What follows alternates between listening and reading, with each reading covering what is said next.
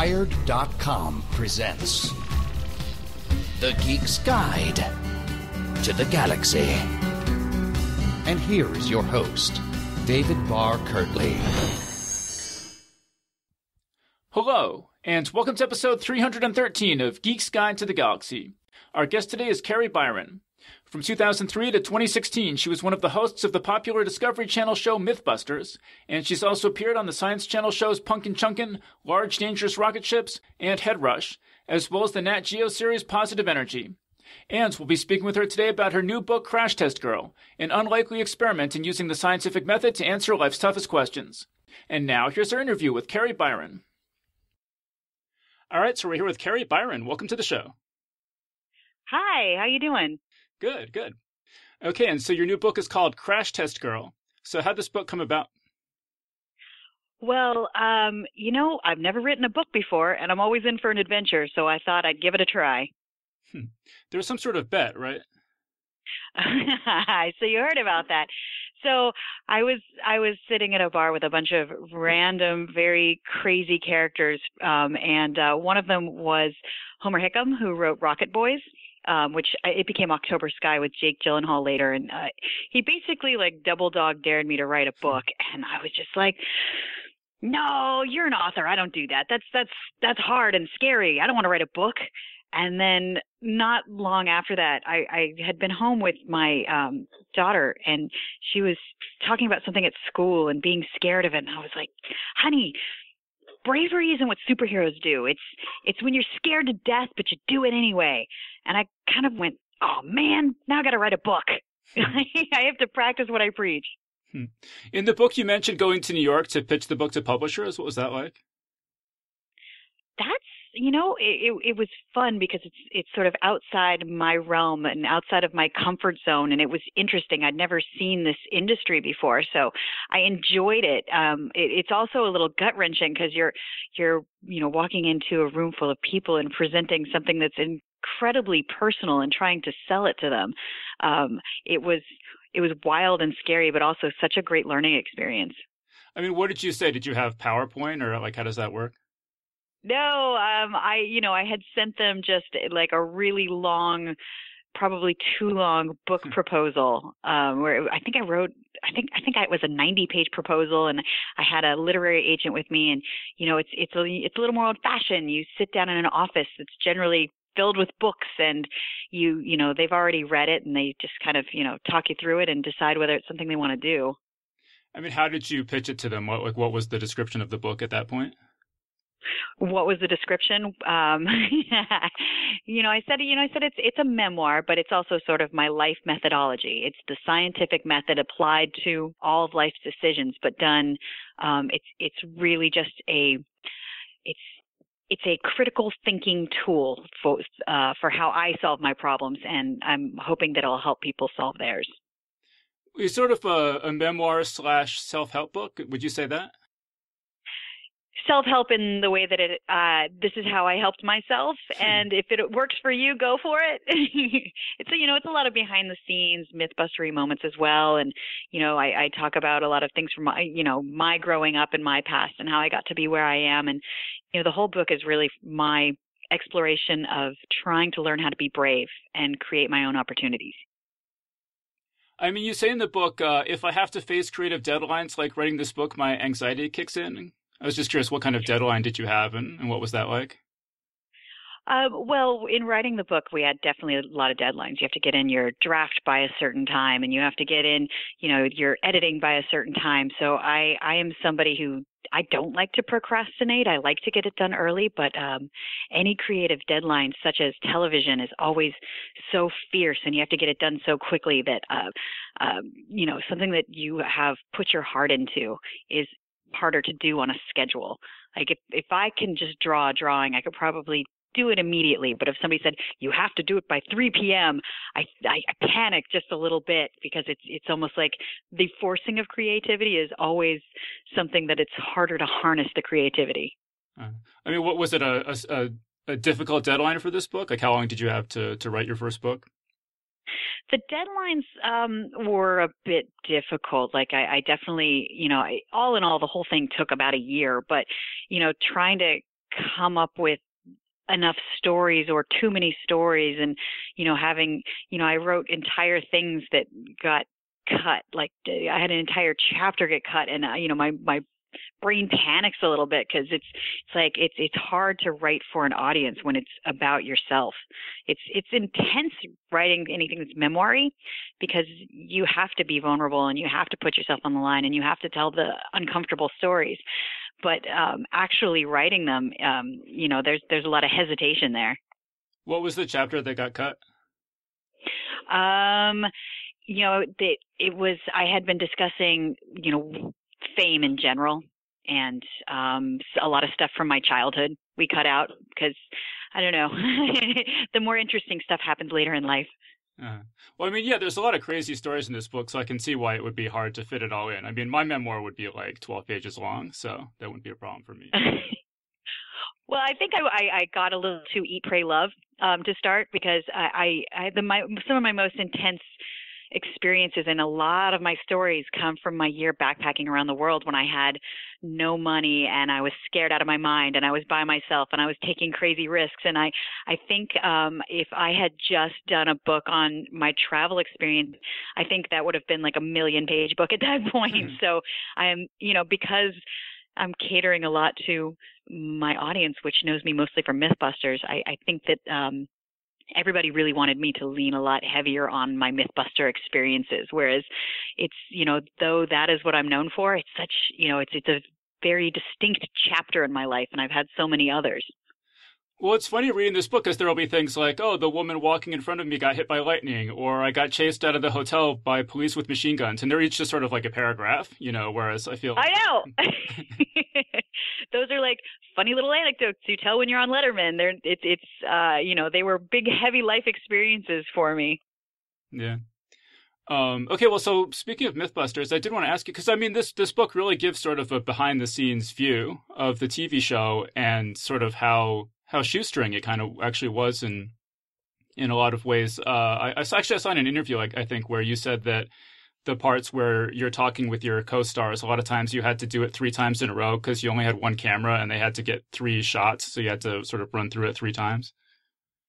Yeah, I think people would be really surprised to know when we were just like a scrappy little startup show on cable, how little money we actually could get away with spending. I mean, we turned all of our explosions into training exercises for the bomb range so that we could incorporate them into our budget without actually paying for a lot of stuff. We had, the very skeleton crew. I've done commercial shoots before, where you walk in and there's like 100 people on set and they're all just devoted to lighting, and there'll be 2 people that move props 3 inches. It's like this crazy amount of people. But then our show, which is doing science and explosions and builds and all of this crazy stuff, we'd have like 1 camera and a sound person and maybe a second camera putting up some GoPros, and all of us were just, Tori and Grant and I would actually be doing the setup and all of the cleanup, and that we'd have maybe a researcher and a production person working on it. Like, it was just a really, really small crew. And I think because it was so sort of down and dirty and scrappy and everybody pitched in, I think it gave the show a lot of like joy and spirit that you don't see on heavily produced things. So you said that you were using it for bomb training as well to save costs? Yeah. Well, the Alameda County Sheriff's Department and their bomb squad is the best trained in all of the country. And I think that we gave them a lot of experience, like practical experience, and things that were sort of outside of the box, because there would be no reason for them to drop a car full of thermite onto the back end of another car and see if it explodes. Like, that's just a scenario that's insane, but it was a myth we'd be doing. So they actually get a practical knowledge of what that looks like. So, they train bomb techs all over the country. And, we had a full decade where we would be going up to the bomb range and doing crazy, wild, practical explosions with C4, ANFO, or, propane, anything that we could find. Is some really alternative ones that we weren't even allowed to talk about, but the FBI mixed up for us. So we learned early on that if you want to fire guns, you call the cops. If you want to set a fire, you call firemen. If you want to blow something up, you call the bomb squad. And, in our TV realm, we didn't have pyros and all of the kind of things that you have in LA. We had like the real guys that do it. So I think that kept our costs down. Huh. That's really cool. I mean, you say for the first 4 years of being on a hit TV show, even though I was slowly making a little more each season, I was still living below the poverty line. Yeah, I remember I was, I had like I think I was making $400 a week. And that was before the taxes were taken out. So, living in San Francisco, that was a tough one for a while, but I had a night job to help support it. I mean, but, that was cable TV back then. That was what you did. I was a builder. I wasn't, like just because I got pushed in front of the camera, it didn't make it glamorous. You know what I mean? Well, yeah, and just to explain for listeners, so you actually you were an intern. You were doing this for free at Jamie Heinemann's shop, and just kind of It was when Mythbusters was just getting started that first day, and so you kind of got roped into that. Yeah, well, I was an intern I wanted to get into special effects and toy prototyping because I'm a sculptor. And Jamie's shop, that's what they did. They were doing, I'd be carving parts for Leapfrog toys that would actually go to China, and those would become the prototypes for the toys themselves, and then you'd see them in the stores later. Like I was doing all sorts of work for him, and it just happened that Mythbusters was filming on my first day as I came in, and, slowly I was, of course, the production was very scrappy. And so like, because I was working for Jamie, I was also helping out behind the scenes of the show because it was just fun. All of the things they were doing were wild. They were like, hey, we're going to go take an Impala to the desert in the Mojave, and we're going to strap some JATO rockets to the top of it, and I'm going to remote control it from a helicopter. I mean, how do you not ask to help out on that? I didn't care that I wasn't getting paid. I just wanted to show up because it was interesting. And so you would never set it as a goal to be a TV host or anything. That's just something that just kind of evolved organically. Absolutely. I was incredibly shy. So to talk to the camera was very awkward. And I think if you look at some of the early episodes, I'm thinking of one in particular where, when we started really hosting, which would be like me, Scotty, and Tori, where we were testing testing police radar with little tricks like covering your car in foil. And I remember watching that episode and seeing us talk to the camera, and it is just so awkward and clunky, and you can tell that we're ridiculously uncomfortable because there's not one of us that set out with any acting or television hosting goals. I mean, Scotty was a welder and Tori worked special effects, and I was trying to get into that industry. I mean, even Jamie and Adam weren't TV personalities, so for us it was just this crazy opportunity to do something interesting and fun, and it turned into a television career. Yeah, but there's even a part in the book where you break your knee, I think, and you're telling people to just drive me to the hospital because you said I couldn't afford an ambulance ride. I mean, healthcare in this country. No, ambulance is very expensive. I've always been somebody who's scrappy. I remember when I first broke my knee and all the Australians were just looking down at me. They're like, "What do you mean don't call an ambulance?" They thought it would just be a natural thing to do. I'm like, no, just put me in the car. You can drive me there. It's fine. I've done this before. So when did that start changing, that you started feeling more financially stable? It took a while before I went and actually got an agent. And then that's when we started to actually get more of what we were worth. And then we started getting commercial endorsements and that sort of thing. I mean, reality television, I think, changed the industry because people were willing to just let their lives be filmed, and it wasn't a union show. It was very different. And, we didn't know what we were doing. We were just having fun. But, when the show got really, really popular, I got myself an agent, and he's the one that came in and went, "No, this is what you're worth. This is what you're supposed to be making." And all of us were like, "Really? Awesome. Let's do that." Well, you have a sort of a sidebar in the book called "Negotiating While Female" that I thought was really good. I read it to my girlfriend. I was like, "Oh, this is good stuff. You gotta check this out." I think it's a really hard thing for anyone to do is to try to negotiate for yourself and know your own worth and be able to walk away when it's not up to your standard, or, find ways to get paid more without actually asking for more money. It's especially tough, I find, as a woman. I mean, I've just been taught very differently about how to negotiate, and I've seen it with, I've got a daughter now, and I see it with the way little girls and little boys carry themselves and the way that they interact with their teachers. We just are often taught to be a lot more accepting of what's offered rather than to walk in knowing what we're worth and asking for it. You say in the book, a visible bra strap in post-production would trigger an automatic reshoot. Could you? That was crazy. On the show, we had a lot of cooks in the kitchen sometimes, and the network got really crazy for a while that if they saw a bra strap come out of a tank top, then they'd ask us to reshoot. I was just thinking, God, that seems like a lot of money for something that everybody knows you're wearing a bra. Is it really that big a deal? But I don't know if this was just the olden days or if they were just being oversensitive. But the longer the show was on, the more censored, I guess, we got. Like when we first started out, there was a lot of humor that was off color, but in sort of that Warner Brothers cartoon kind of way, where it's like, if you're an adult, you'll get it. If you're a kid, you won't get it. But then as the show went on more and more, it was like, you can't say the word hell. You can't say the word fart more than once in this episode. Like, that bra strap means that we're going to have to reshoot this whole blueprint, and everybody just be like, wait, what? Why wouldn't the content matter? Why is that a thing? But I was above my pay grade to make those kind of decisions, so I would just do it. So that was in the episode that's about farting. They said you couldn't say fart more than once? Yeah, we had to come up with other ways of saying it because that was considered a bad word. So we were saying things like Chanel #2. We looked up, we Googled other ways to say it, ham slam, like pass gas. Like, we were running out of ways to say the word fart. And I was just like, come on, guys, that's a pretty innocuous word, if you ask me. Yeah, that's really weird. I mean, in the book, there's this character who you call Colonel Kurtz, after the character in Apocalypse Now.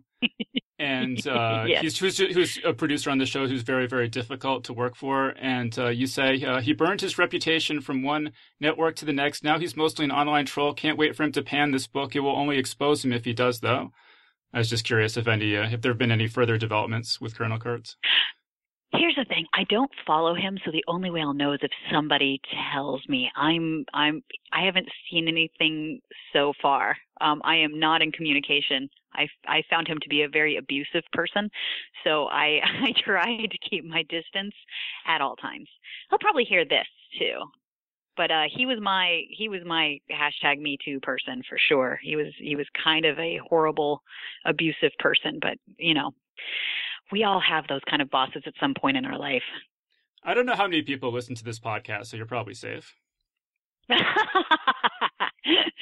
Oh, I'm sure it's getting more popular. What are you talking about? It's about to take off. No, I think this is quite popular. Well, I appreciate you saying that. But all right. So I also want to talk about Mythbusters and science fiction, since this is a show for science fiction fans. And I kind of went through Mythbusters and the White Rabbit Project, and I pulled out some episodes that I think would be of special interest to science fiction fans. So we've got Mind Control, Anti-Gravity Device, Superhero Hour, Zombie Special, and Star Wars Revenge of the Myth on Mythbusters. And on White Rabbit Project, Superpower Tech, and Where's My Hoverboard? I strongly recommend people go check those out. Do you think that's a good list for science fiction stuff, or is that's there anything a great else? list? No, I mean, that's a great list. We're all a bunch of geeks ourselves, and all of us are big old sci-fi fans. Tori and I tried forever to pitch a show that tested the science of science fiction or tried to meld the two genres because we were just such big science fiction fans. But my favorite really was the Superpowers episode from White Rabbit Project. I feel like that there's a clip where Tori and I practice. So the whole idea of the show is that we are going to test things that are in science fiction and see if we can emulate them with current technologies. And we each picked a superpower, and I picked mind control. And the closest thing we could find were these guys called that were doing this thing called Backyard Brains, where they do neuroscience for the 99% is what they call it, which is just amateur neuroscience. So they've got this little device that you can hook electrodes up to the muscles on your arm, and then hook the electrodes up to the muscles in, Tori's arm in this case. And, my brain would send a signal to my muscles to contract. So I move my arm, and Tori's brain is left out of the equation. When my muscles contract, it signals his muscles to contract through the electrodes that are hooked up to him. So he has to do whatever my arms puppeteer him to do. I invite him out to dinner and just torture him with delicious food that he can't eat because I make him spill it all over himself. And it was so much fun to do. And it was the closest thing to science fiction I could actually muster. And certainly on the show, it seems like he genuinely doesn't know what he's in for. And that was true. Oh, we didn't tell him anything. Yeah. He was, not only shocked, but scared when he got there. And he's just like, seriously, what does this do? And I'm like, you'll see. It was funny watching, that in contrasting with the mind control segment on Mythbusters, because in the mind control on Mythbusters, there wasn't much that you guys came up with. It was kind of funny where you have this bike helmet with a crystal on it to try to, transmit, to amplify your psychic powers and stuff like that. And just to go from that to the White Rabbit one, where it's like, wow, I didn't know technology can do that. That's pretty impressive, and just makes me wonder. Well, see, on White Rabbit Project, we were kind of jumping down rabbit holes of like things that we had less constraints. Whereas Mythbusters, you have to find a myth. So we actually had to find things that people thought were true and test whether they were true or not, rather than just implementing some wackadoo technology. So we tried to do a lot of science fiction on Mythbusters, but it was really hard for us to do because if it was already a proven thing, we didn't really test it. So we had to go for things like, can you control somebody's mind with crystals?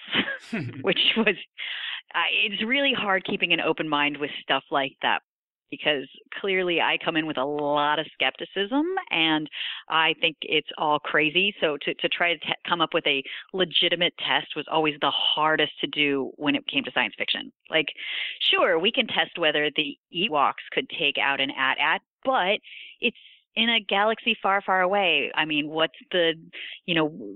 is the density of the wood in the Ewok village? You know what I mean? It's science fiction was always something we wanted to do, but it was real tough within the constraints of Mythbusters. Well, right. Just to explain that for people who might not have seen it, so there's a scene in Return of the Jedi where the Ewoks have these two logs that smash an AT-ST walker, and you're testing whether a log arrangement like that would actually be able to do it. And first of all, you think that the people that listen to your show don't know that scene from Star Wars? Come on. Yeah, that's a fair point. Although, it's funny. A lot of these things, I thought that they weren't going to work, and then they did. Like I said to my girlfriend and I were watching that, and I was just like, there's never going to crush the armored car. And then it totally did. I'm like, wow, all these movies were so much more educational than I ever realized.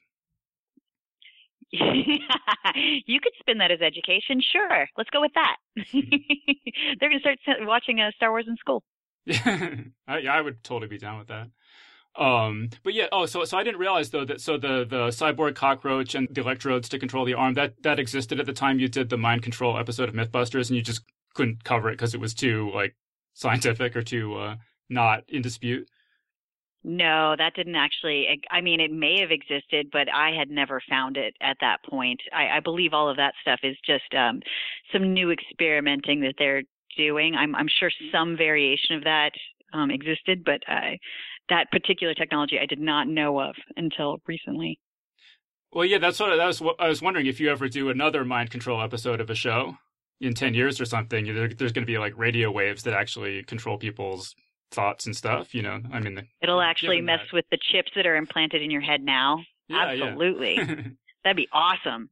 Unless you wear a tinfoil helmet. That's the key thing. Yeah, that's always, I've got one of those in my zombie kit, just in case. Yeah. And then in the episode, Where's My Hoverboard?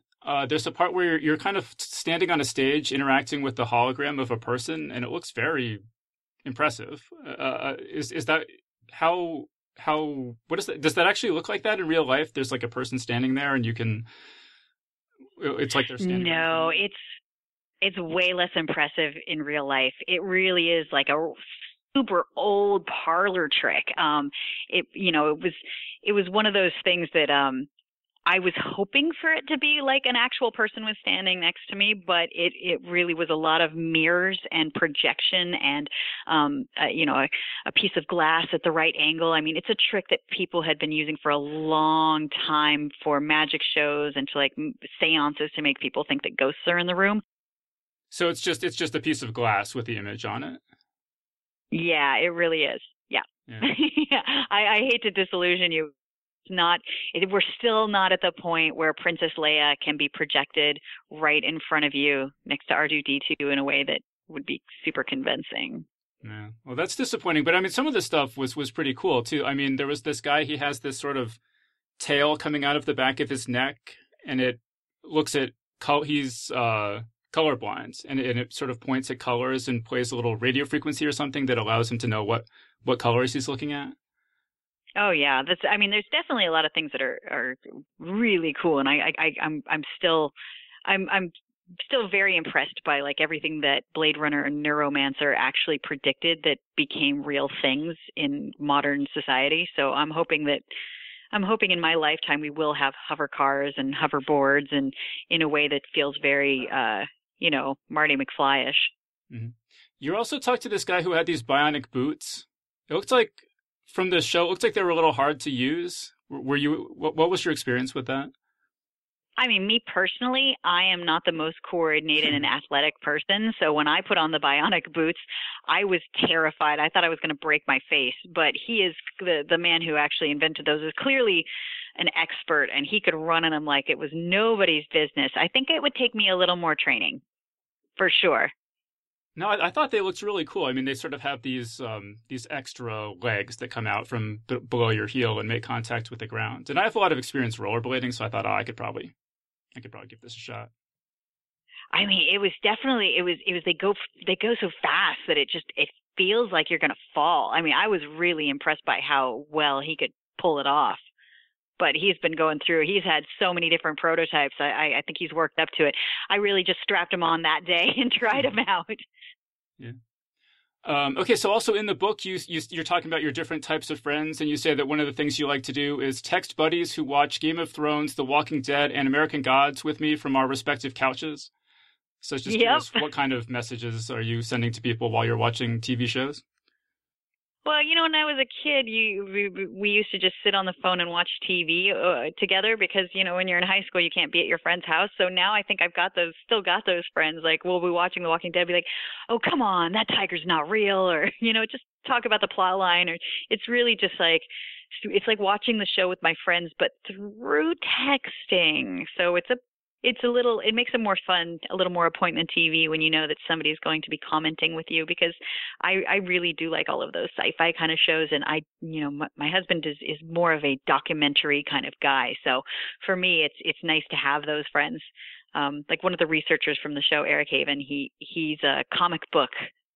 He draws comic books, and he's a comic enthusiast. And I always know that he's going to have some sort of insight from reading all the comics that I did not know about. Well, that's interesting you mentioned your husband, because in the book you say that if you guys had been matched on a dating site, you would have like 0% match.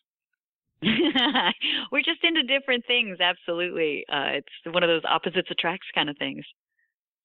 But I mean, it's sort of an interesting, I don't know if there's how much scientific research has been done on this, but the premise of dating sites is basically that the more questions in common you answer on a questionnaire, the more happy of a relationship you'll have. And I don't know if there's how much actual evidence there is of that. Well, I always wondered about that, because it's a great filter. So if you can't stand somebody whose politics are completely opposite to yours, like, it's a great way to filter it out before you go on any awkward dates. Like, I'm not, any way you can find love, I am not going to bash. I know people who've gotten married after going through those sites. So it's it's great. But that's one of the things I've always wanted to do, is do a actual study where you could take somebody you could take a matchmaker, like, an old fashioned matchmaker, and have them choose a date for you, and then have somebody use an algorithm from a dating site to match you up with someone. And then do, I think they've got these DNA tests that can tell you who you're predisposed to love based on the actual biology and their biology. So if we could take all of these different sciences and then do a side by side, dating, like the dating game kind of thing, and see, okay, who picked the best match for you? Because you know when you meet someone, whether they're spark or not. So I feel like if we could do a science-based dating game, how fun would that be?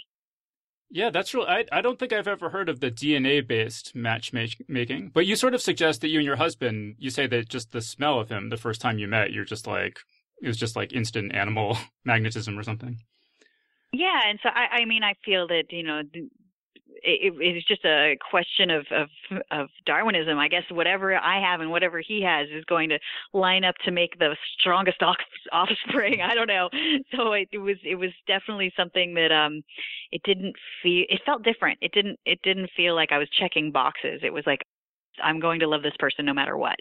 I feel like maybe you could use your dating sites as a good filter, but it's really going to come down to being in person, But yeah, more scientific evidence of that kind of stuff I think would be really interesting, or if they were to do a TV show or something, that'd be really cool. I've pitched it a couple times.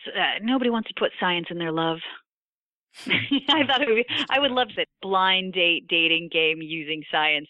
So if any of the networks are listening to this podcast and they think that's a great idea, I'm your girl. Yeah, well, hopefully, and so maybe some of our listeners can put some pressure on the TV networks to do that. Call Netflix. Which kind of makes me think. I know. Have you been watching The Expanse? Did you follow the whole Save the Expanse campaign? Oh, I totally. I follow all those on Twitter and stuff. I was hoping that they were going to get rescued. That's awesome. I was kind of hoping Sense8 would get rescued too, but not so much. Yeah, no, I was really happy The Expanse got rescued, and yeah, Sense8 I think would have been my other, top one I would have liked to see. It's just, you have the Mythbusters connection with The Expanse because Adam Savage had a cameo on The Expanse. Did you watch that? I didn't see it, but my connection is just that I like that kind of television as well. Like, I think we're all just a bunch of geeks and we're super into sci-fi, so I always just, I just watched it. I had no idea about his show till after I was already super into it. Are there any other shows that you're really into right now? Oh, like science fiction, fantasy kind of shows? Yeah, I'm trying to think. I just watched Altered Carbon, and I loved that one. That one was super weird. It just felt very Blade Runner-y, because Blade Runner has always been one of my favorites. And so anything that's like that, where it's just detective science fiction, is somehow that always intrigues me the most. Yeah, that one unfortunately is not coming back either. No, really? Break my heart, will ya? Darn it, that one was good. If only everybody loved exactly what I love. Yeah, no, I feel the same way, yeah. Okay, I wanted to ask you about this thing in the book. You're talking about characters you like, and you mentioned Daisy Ridley, and you say, as Rey in Star Wars The Force Awakens, she wore her Jedi flats, which made sense since she was running around in the woods fighting evil Kylo Ren. There shouldn't be high heels in space. I just get really annoyed when I watch a lot of, when you see superheroes in high heels, it just seems so ridiculous and impractical. The old Wonder Woman, when she'd wear her high-heeled go-go boots, I'm like, yeah, that looks great, but really, they are so hard to run in. Why would you ever do that? I was happy to see when Black Widow had flats on when she was running in one scene, that I was just like, okay, that's what you're supposed to wear. You're supposed to wear flat shoes. Boots are great because the leather will protect you. That's awesome. Maybe some steel toe to it, but don't run in high heels. It's going to slow you down unless a knife's going to come out of that thing. Like, what's the point? Well, yeah, I remember everyone talking about the scene in Jurassic World where the character is running away from the Tyrannosaurus Rex in high heels. It's just ridiculous. But I guess I haven't really. I'm going to be paying more attention to that from now on. But in outer space stuff, people are wearing a lot of high heels. Is that something I'll notice from now on? Yeah, anything superhero-y, when they always want to make, the female character sexy. So they put her in high heels and she fights in high heels, or it's just not practical. I feel like if I'm going to be fighting super alien ninjas, I am hoping to be wearing my sneakers or some boots. Yeah. Well, and actually, speaking of Rey, you told a funny story about your daughter's reaction to seeing Rey in The Force Awakens. Could you talk about that? When Rey came on and she pulled off her helmet and my daughter was like, "It's a girl!" It was really exciting for me. Her Star Wars became so important to her, and she was just done with princesses when she saw Rey, because it was like, okay, this is a smart badass, and I could see that it was so much more interesting to her than a helpless princess that's locked in a tower. So it was a really fun evolution. Like, she had already started the transition with Wonder Woman, who's like a fighting princess, but when Rey came along, it was over. She's just like, okay, this is the girl I'm going to look up to. It was adorable. And it, for me, I got to share some Star Wars joy, and then we got to get to see the movies. We don't have to only see animated movies. We could actually go see ones that I want to see too. I mean, I'm sure there was a lot of backlash against Rey from certain segments of the fan community. Is your daughter aware of that stuff yet, or is she mercifully insulated from that so far? Oh goodness, I'm not going to tell her about that. That's ridiculous. I hate all of the backlash that comes out when I feel like whenever you mess with anybody's franchise, of course there's going to be some backlash. But I enjoyed that character immensely, so I'm going to be part of the Team Rey for sure. Did you? I remember when the Ghostbusters came out as a female reboot, people lost their minds. I'm like, come on, guys, it's a movie. Really? Yeah, no, absolutely. I don't know if you saw the headlines in the last day or so where Kelly Marie Tran, she played Rose in The Last Jedi. Apparently she just quit Instagram because of all the harassment she was getting. I don't know if you saw that. Oh, that is heartbreaking. That's just ridiculous. I did not see that, but that saddens me. But, I work I live in the Silicon Valley, so I watch a very masculine sort of affront here, and I feel like there's definitely a threatening that happens when there's strong females with men who can't handle it. So it's a strange world that you can't handle your characters in movies to be girls and kick ass. I think that's crazy. But luckily, Mythbusters fans and all the audience that I generally have are full of more evolved, strong men. So I haven't had to deal with quite as much as I think people who are getting into the acting world. It just seems like we need some sort of filter, because I think when the internet first came around and everyone's like, oh, I can send a message to anyone in the world. This is so much fun. And then it's gotten to the point where we start to realize, okay, just having anyone in the world be able to send me a message and have me actually see it is just not workable. Well, there's people who are like professionally trolls. That's what they do. And they try to get a rise out of you. I've been lucky enough to kind of be on the message boards and go through this. I've been able to slowly thicken my skin. I think if I came into this industry right now, just fresh into the internet, I think it would crush my spirits because it can be so vicious. But, I started slow with, just some Craigslist-y kind of message boards, and I got to build my way up to being able to ignore the awful people, I guess you can say. Yeah. But I mean, speaking of Silicon Valley, I just wonder if there isn't some AI program they could make that would, filter all these comments coming in and be able to pick out the ones that you actually want to see that are actually of merit. Because I feel like the obnoxious ones must be all sufficient, have a sufficient level of sameness to them that you could automate the process somehow. I'm sure there is something. I feel like if you've thought of it, somebody in the Silicon Valley has invented it. This place is a brain trust. But I find the best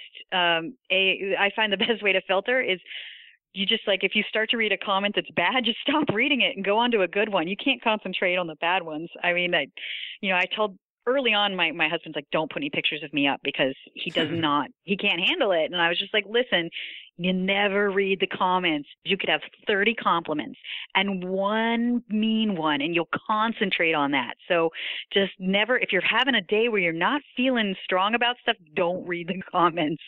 I mean, I get thousands and thousands of them, and some of the ones now that are not nice, I kind of just laugh at. Yeah, I mean, I've started implementing what I call the sort of is this person definitely not an asshole rule, where any comment I just automatically mute or delete or block people unless it's clear to me that they're not an asshole. But that's kind of the point I've gotten to with it. Yeah, I don't even bother with trying to block people. I find that if you don't engage with mean people, they lose interest. So that's when I do a lot of girls who are or women that are getting into TV. I seem to have producers that I've worked with. They ask me to talk to them. I've talked to so many women hosts about these sort of encounters and tried to counsel them. And I'm just like, my number one piece of advice is just don't engage. Never engage. The minute you engage with a troll, that's when it's going to go bad. Just let it go. No matter how offended you are, let it go. Yeah. So something we've talked about a lot on this show, I'm curious to get your thoughts on, is that there have been a lot of scientists running for public office recently. There's this group called 314 Action, and there's one named Jess Phoenix I interviewed on the show. And just on the primaries were on Tuesday, and the science candidates did not do well, that I'm really disappointed about. But I was just curious if you followed that at all, or do you have any thoughts about scientists running for public office? I think that being a scientist is a great background for running for office as far as credentials. And my vote, I hope that continues, and maybe the climate will slowly change to a positive pro-science climate. I know that we're in a very tough time right now for science and critical thinking. So, I vote for the scientists myself. I would. I'm hoping that they don't lose hope.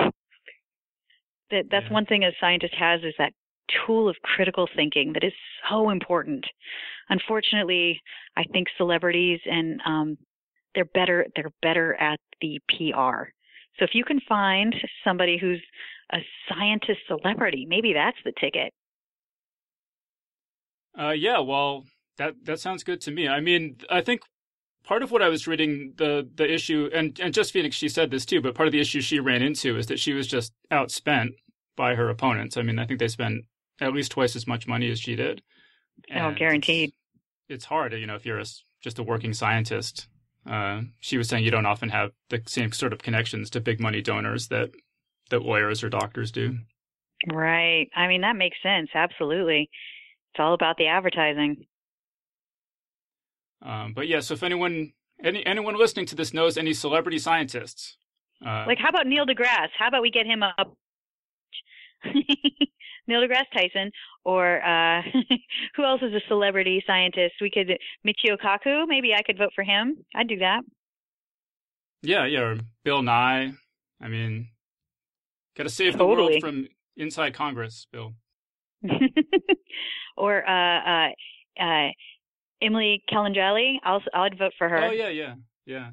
No, she's great. She's perfect. She's adorably, beautifully charming, as well as wicked smart. All right. Well, Emily, if you're listening, I'm saying Emily. Yes, Emily 2018. Okay, so I have a listener question for you from Ken Reed. He says, you are described as an atheist. What is the story behind that? The story, I was a born skeptic, I guess. I was raised Catholic as a kid, and I had a lot of questions that I didn't find satisfying answers to when I was a kid. I couldn't understand. I guess it mostly came from when I was around 7 or 8 years old, and I kept asking this one question to my very religious grandmother. I couldn't understand why she was telling me that my friend Courtney, she was being raised Buddhist, and I couldn't understand why she was going to purgatory for not being baptized or going to hell because she didn't believe in the same God. And I was just like, but this is a little girl. Why was she going to hell? And I think that was the catalyst moment for me where I just started to question the things that I was being taught from that particular religion. And I just, I somehow just, I moved away from it. I have massive respect for anybody who believes whatever they want to believe. I have, I don't discuss religion with anybody, but me personally, I've just always been such a heavy skeptic, and I think science has been my religion. Yeah. Well, science fiction is my religion. Science and science fiction, I would say. There you go. But there's kind of an interesting part in the book where you're talking about a trip you're in India, you're traveling around the world, and you're in India, and you say, I thought I'd find deep answers to metaphysical questions. Didn't happen. Well, of course, life is difficult and we're always looking for the answers. And I think that sometime when I was in my 20s and I was really searching for my place in the world. I live in San Francisco, and it's full of all sorts of Eastern cultural, rituals, and people are super into yoga here and super into Eastern medicine. And I think I always thought that that exotic places held the answers that I couldn't find. And that's just not how it turned out for me. I went with my friend to India. We were going to do a Vipassana meditation out there, which is a silent meditation, which is already insane for me. And, I really I wanted to believe so bad that I was going to find all of the peace that people do find religion by going there and looking to things that were successful at other people. And nothing really applied for me. I wrote about this in the book because I thought it was a really funny moment for me. Is like I was staying at this ashram and it was beautiful, and like all the colors are these dusty roses and oranges, and I would get up every day and go down to this one area where we'd do yoga with this wonderful man that had this great giggle, and on the way I'd always stop for this ritual coffee. It was this delicious thick coffee that I would drink every day, and it was so precious to me, this whole ritual. And then one day when I was not going at the exact same time of day, I came to my coffee spot where they had made my beautiful coffee every morning, and I found out that it was just this man with no pants, and he was super hairy and sweaty, was stirring a giant vat of Nescafe and condensed milk together. I was like, wait a minute. My beautiful ritual coffee is Nescafe and condensed milk. And then I went to this, yoga class, and I told the teacher that I was going to try a meditation, and he just started laughing at me and saying, why do all you Americans come here and try to be Indian? Go be American. You can't do the meditation. You never stop talking. I just remember I had this sort of like one day where a lot of my illusions got sort of shattered all at once. I was like, you're right. Why do I keep looking for answers outside myself? Why don't I start trying to dive deeper into being me? So I've just never been that much of a spiritualized religious person. This is probably going to get me all of that hate mail on the Twitter that we talked about earlier. So thanks for that. Oh yeah, but you don't read it anyway, right? So it's all right. Nah. So we're good. Well, I thought it was so interesting what that guy said, the yoga instructor, because he sort of was saying like, yeah, you can't really go to some exotic location to find the truth, because everywhere is sort of the local for somebody, is the local place for somebody, and elsewhere is the exotic place for somebody. And, the people who live in a particular place tend to, know that it's not, magical or anything. There's an interesting, I think it was in Bill Maher's movie Religious, but he's talking to someone who, he's some sort of low-level functionary at the Vatican, and the guy's kind of like, yeah, the people here, they're people like anywhere else. They have their foibles and, this power struggles, and just people are people, Well, you know what they say, wherever you go, there you are.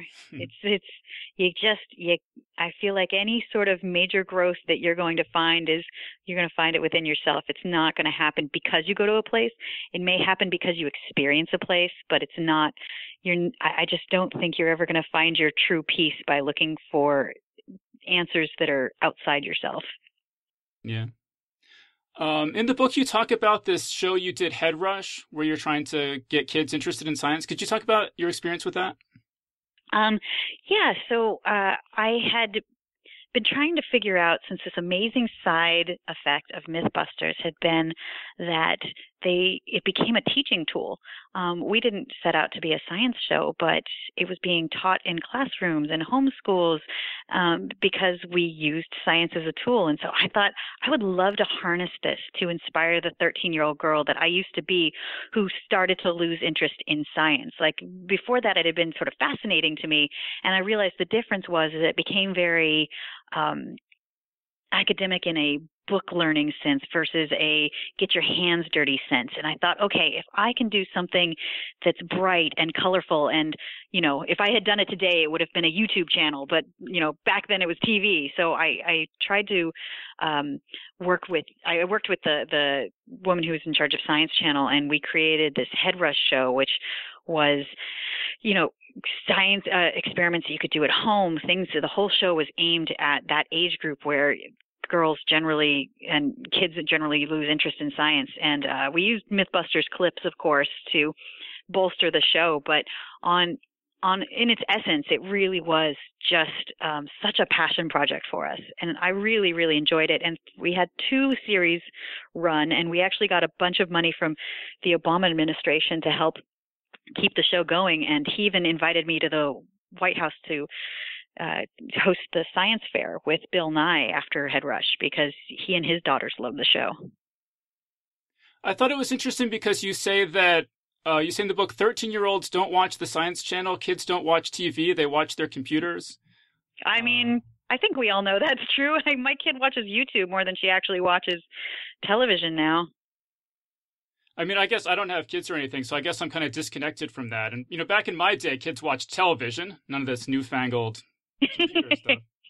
I mean, they still do, but at the time, the Science Channel audience was men 25 to 54 was like their main audience. And so I was making a show for 13-year-olds hoping that they were going to venture there. And it was maybe, I don't know what their demos are now, but at the time it's like the show was great, but we got way more play from people looking it up online than actually watching it in the time slot on the television. And that we hadn't figured out a way to monetize that at that point to make it what, you know, these amazing YouTubers are doing now, like Simone Yertz and, you know, the physics girl Diana is doing, like all these great science shows that are being done from YouTube. They garner so much more audience than, you know, what we were getting trying to do it on TV. Yeah, I mean, you say that if you were to do it now, you would do it online. Do you Absolutely still think about doing that? I mean, it's definitely in my mind as an option, but there's so many people doing it so well now that I'd have to find definitely an angle that would work for me. I'm really in awe of the people that are pulling it off on the YouTube currently. I mean, you mentioned when you're talking to the head of the Science Channel that it's not just you. You say that a lot of girls drop out of interest in science as teenagers. And how much of that do you think is the way it's taught in sort of a boring way, and how much of it is like other factors, other social factors and things? You know, I'm not an expert, but I feel like this is a conversation I've been having for decades because everybody has the same question. Everywhere I go, every school I speak at, every time I go to a science fair, somebody raises their hand and asks, how do I keep my daughter? How do I keep my kid? How do I keep them interested in STEM? And it's a constant conversation, and it's definitely the way girls learn is different than the way boys learn. The way things are taught, or you know, it's hard to cater it clearly to each child, but to teach it in the way that is going to be understandable. But just as a society in general, it's I feel like this is a question that we have to keep asking and keep this conversation going to find out why girls become less interested in STEM jobs. And personally, for me, what I'm doing now is to try to answer that question. I just joined a startup company called Smart Girls that makes toys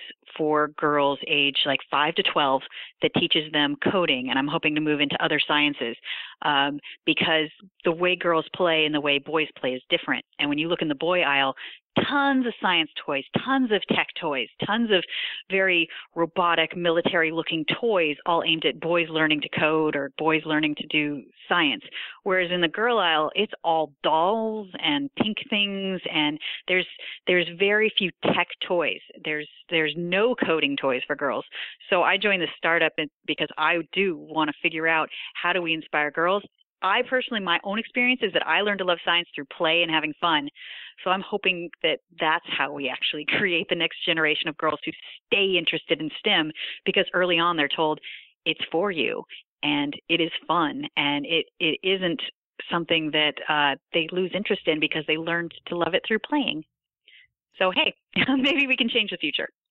Yeah, because you say in the book that when you do appearances, that young women will come up to you and hug you and cry and say that watching you was why they're now engineering or chemistry majors. I mean, that sounds very, very powerful.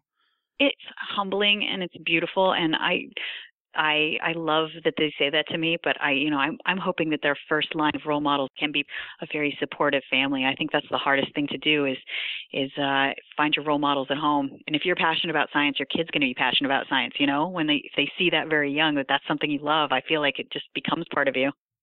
Yeah. Yeah. I mean, my parents are both scientists, so I got a lot of that. They gotcha. I also think you got to create, I would really like the media to take responsibility and create as many role models in the media of strong, smart women. Like when I was young and I'd watch TV, if there was a woman on TV, she was a nurse. She was never the doctor. You know what I mean? So it's definitely something that has changed, and you see a lot more of the detective shows where there'll be like the strong scientist woman, like in Bones, that kind of thing. I feel like more and more role models are being seen in the media. I just think that we have to spearhead that and not be reflective of society, but actually lead it. Yeah. Yeah, absolutely. Okay, so having written this book, what was that like? Do you think you'll ever write any more books? I mean, you're asking me now, which I'm sort of like exhausted from it. So I never take anything off the table. I always want to create as many opportunities for myself as I can. So I would never shut that door. There's probably a second book in me. I just have to do a bunch of living before that happens. I heard you say you might want to write children's books.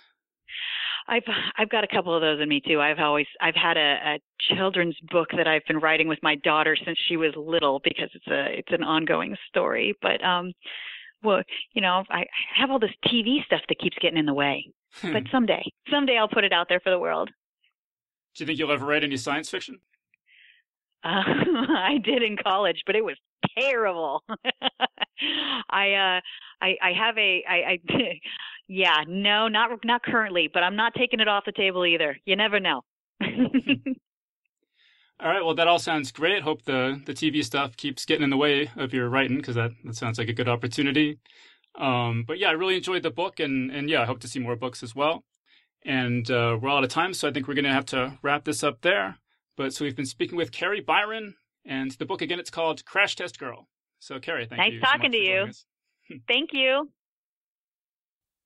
And that was our interview. So big thanks again to Kari Byron for joining us on the show. And remember that Geek's Guide to the Galaxy is made possible thanks to support from listeners like you. So if you enjoy the show and want it to continue, please sign up to give us $1 or $2 per episode over at patreon.com/geeks. And if you'd rather make a one-time contribution, you can do that via check or PayPal over at geeksguideshow.com/crowdfunding. And I want to give a special thank you to Robert Collier, who just made a very generous contribution to the show via PayPal. So big thanks again to everyone who's contributed. We really appreciate it. All right, so that was our show. So thanks everyone for listening, and we'll see you next time. The Geek's Guide to the Galaxy is a production of Wired.com. For more information about the show, visit geeksguideshow.com. To learn more about your host, visit davidbarrkirtley.com. Music and voiceover produced by yours truly, Jack Kincaid. If you enjoyed this program, tell your friends. If you didn't enjoy it, tell no one. Thank you for listening.